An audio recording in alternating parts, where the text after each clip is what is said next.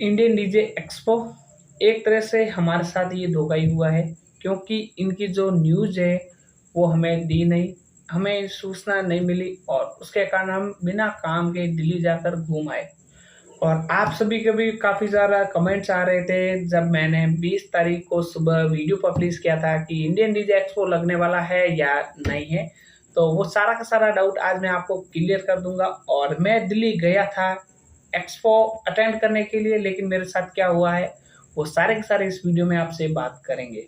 Hello friends, एक बार आपका फिर से हमारे चैनल पर बहुत बहुत स्वागत करते हैं।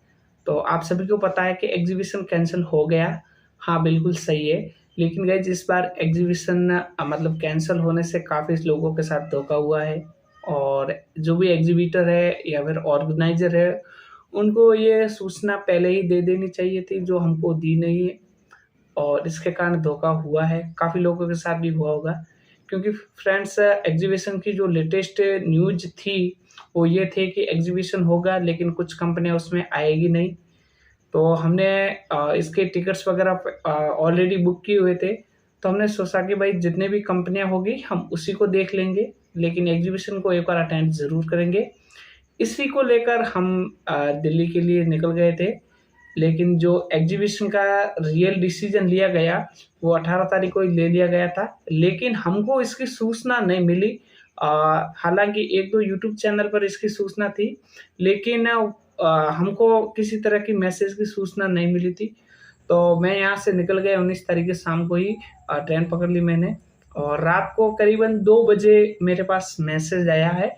वो है मतलब इंडियन डीजे एक्सपो के जो ऑफिशियल व्हाट्सएप नंबर है उसी नंबर से आया है कि एग्जीबिशन है वो कैंसिल हो गया है, इसकी डेट है वो जल्द आ जाएगी। लेकिन गाइज यहाँ पर अब फायदा क्या है, क्योंकि रात को मैसेज किया तो जो दूर से आने वाले हैं वो तो एक दिन पहले निकल जाएंगे, तो अब उस टाइम मैसेज करने का क्या फायदा है। पहली बात तो ये रही। फिर सुबह हमने उतरकर एग्जीबिशन वहाँ गए, तो वहाँ पर पूरा पूछा कि एक्सपो है, तो उन्होंने बताया कि हाँ एक्सपो है, लेकिन हमारे इंडियन डीजे एक्सपो इसका नहीं है। वहाँ पर एक्सपो था कॉस्मेटिक आइटम का था, मतलब वहाँ पर काउंटर लगे हुए थे वो उसके थे। तब जाकर मेरा पूरा खेल समझ में आ गया। और उसी को लेकर काफ़ी सारे लोगों के कमेंट्स आ रहे थे, क्योंकि उस टाइम मैंने एक वीडियो अपलोड किया था इंडियन डीजे एक्सपो के नाम से। क्योंकि गाइज मैं खुद वहाँ पर बहुत कंफ्यूज हो गया था कि भाई ऐसा कैसे हो सकता है इंडियन डीजे एक्सपो को, इसकी हमें इंफॉर्मेशन देनी चाहिए थी जो हमें दी नहीं है, और अभी बता रहे कि एक्सपो कैंसिल हो गया। तो उसी को लेकर मैंने एक वीडियो जो है वो पब्लिश कर दिया था, जो प्लाम एक्सपो का था। तो उस पर काफ़ी लोग कमेंट्स कर रहे थे कि एक्सपो लगा या नहीं लगा। तो लगभग को मैंने जवाब दे दिया था। लेकिन गाइज माफ़ी चाहता हूँ कि मुझे वो वीडियो भी अपलोड नहीं करना चाहिए था, क्योंकि वो इंडियन डीजे एक्सपो का था ही नहीं। फिर मैंने उसका नाम बदल दिया था और प्राइम डीजे एक्सपो का था तो वहाँ रख लिया। तो वो फ्रेंड्स इसलिए डाला था। तो फिर गाइज एक्सपो तो कैंसिल हो गया।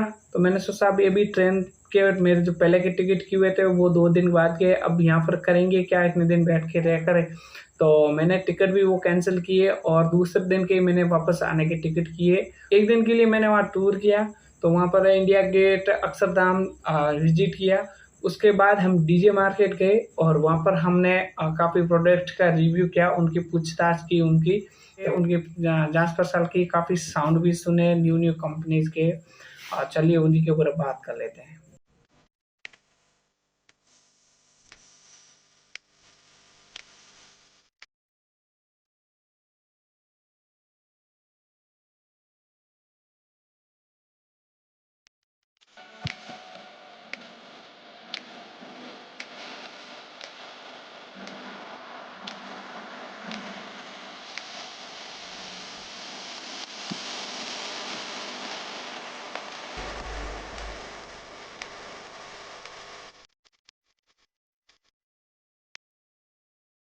फिर ये हम सीधे चले गए चांदनी चौक भागीरथ मार्केट, जो दिल्ली का सबसे बड़ा डीजे मार्केट है।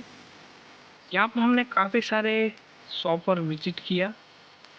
कुछ शॉप ऐसी थी जो हम पहले से जान पहचान में थे, यानी यूट्यूब पर उनके वीडियोज देखे थे, चैनल भी था। और ये हमारा दिल्ली का सबसे बड़ा डीजे मार्केट है, जहाँ पर आपको साउंड और लाइट के प्रोडक्ट मिल सकते हैं। किसी भी तरह का हो। यहाँ पर कुछ कंपनियां ऐसी भी थी जहाँ पर इसके माल हमें कॉपी माल भी मिलते थे। यानी दिल्ली में ये बोला जाता है कि भाई अगर आप दिल्ली से माल ले रहे हो तो एक बार उसकी जांच पड़ताल अवश्य कर ले, क्योंकि यहाँ डुप्लीकेट माल भी ज़्यादा बिकता है सस्ते के चक्कर में।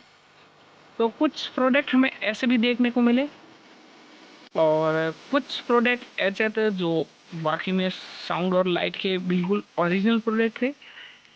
हालांकि हम वहाँ परचेज तो कुछ करने गए नहीं थे, लेकिन वहाँ पर हमें काफ़ी सारे प्रोडक्ट्स नए और अच्छे ब्रांड्स के भी देखने को मिले। सबसे ज़्यादा मुझे साउंड स्टैंडर्ड की एम्पलीफायर देखने को मिली इस मार्केट के अंदर। और यहाँ हमने सुधीर भैया यानी मिंटू इलेक्ट्रॉनिक्स से भी मुलाकात की, उनसे भी कुछ लाइटिंग के बारे में बातचीत की और एरोन्स के मिक्सर्स के ऊपर भी काफ़ी डिस्कस किया, ए प्लस के स्पीकर्स और उसके साथ में हमने औजा की एम्पलीफायर की रेट्स के ऊपर भी बात की।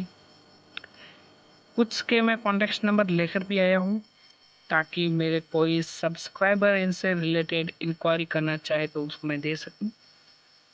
लाइटिंग के अंदर भी पार लाइट, शार्प लाइट, GS10, बेसम, इन सभी कंपनियों का मैंने जांच पड़ताल की है, वहाँ रेट्स वगैरह पूछी है। दिल्ली मार्केट में आपको कोई भी प्रोडक्ट लेने से पहले उसको क्लियर कर लेना है कि आप किनके पास माल लेने जा रहे हो, वरना कॉपी माल ज़्यादा बिकता है। कुछ सेटअप का हमने साउंड सेट भी किया है जो मैं वीडियो में आगे ऐड कर लूँगा। काफ़ी तरह के सेटअप हमने देखे हैं, JBL के और EV के लाइन रेस भी हमने चेक किए हैं जो प्राइस में काफ़ी सस्ते थे। तो आइए अब मैं इनकी आपको साउंड टेस्टिंग देता हूँ सभी सेटअप की।